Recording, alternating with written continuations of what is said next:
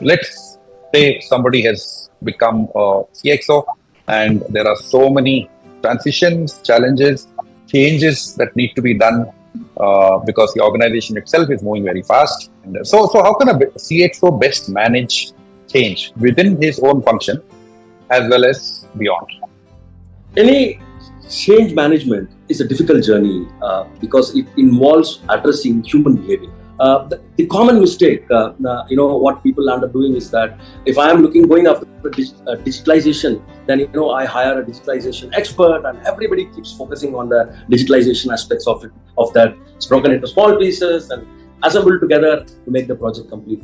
But oftentimes, what is forgotten is the change management aspect of that, right? So focusing on the people who will be impacted and how they will be impacted, and having a good conversation around that and making sure that everybody is on board, I think is extremely important in change management. The second thing, if you want to move from A to B, right? Oftentimes, if the gap is too high, what happens is that people don't have the conviction or they give up. So I always like to take a ladder approach, one step at a time, doable, believable. And so the change management is all about doing it in steps, in phases. Don't shoot for the big goal all at once.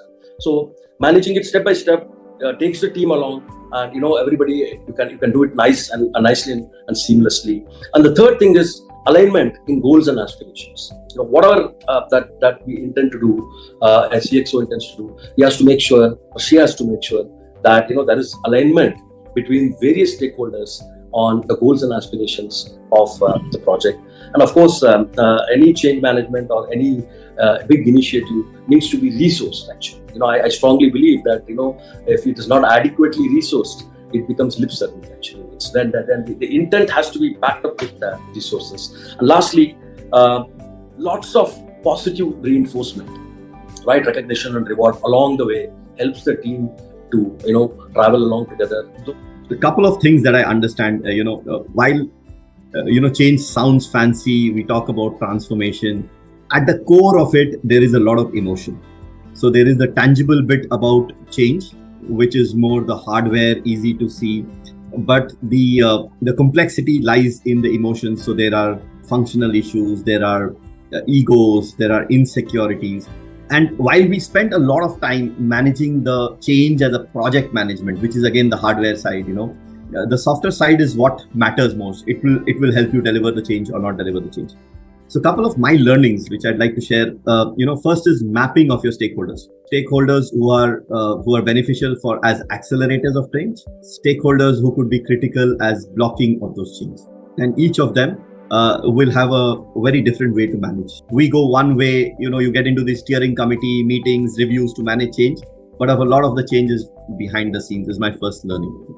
The second learning, I think, is, change is a continuous process. You don't look at it as milestones, you look at it as continuum. So there will be parts of your change transformation journey, which they call the valley of decline, where people will start to lose interest, people will think it's more complex.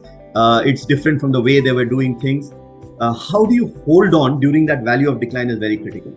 So, okay, let me put it this way. When you're building the change, stakeholder management, these softer issues, in addition to those steering committees, reviews, project management become critical. When you launch the change, it's a lot of euphoria, there's excitement because there's new things. We all like to do new things. There is, after a certain period, it's typically, a couple of weeks, 4 to 6 weeks, when the value of decline comes in. Now, what most of us do is we launch the change, we see euphoria, and then we forget about it. But it's very, very important to track that value of decline and ensure that you keep people motivated and to drive it. And then there is the sustainable part. Now, two things I learned. One, actually, at Marico, they used to say when I was very, very young is a change can be as complex at the back end. The front end has to be very, very simple, because otherwise, if you create a lot of complexity in the front end, it will fail. So at the back end, be very, very rigorous. At the front end, make it very simple for people who are getting impacted by the change. The simple one-word answer I can give is communication. I think change management is fundamentally about communicating what you're trying to do. I've seen this a few times in my career. I can tell you that change often, you leave aside mindsets. That's another big challenge, of course, which is I don't want to change, I'm set in my ways. The other big challenge is people are confused. when you're trying to change. They're not really sure what you're trying to communicate. Are you trying to say everything about the past is bad? Are you trying to say that there's a better way that I can tell you to do things? Are you really sure you know what you're saying? Yeah, that's another big problem, because you're dealing with very talented people who are below you and around you. So I think the most important thing is your ability to communicate. What is that change you're trying to do?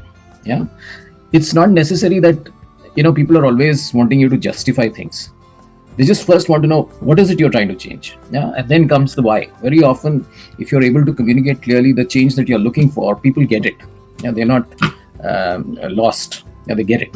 So you should be able to clearly articulate what is this change you're trying to bring about. Is it processes? Is it procedures? Or is it even certain strategic interventions? You just believe that you got to do it differently. Now there's a different place you want to take the company. So communication is the number one and the last when you're trying to create change.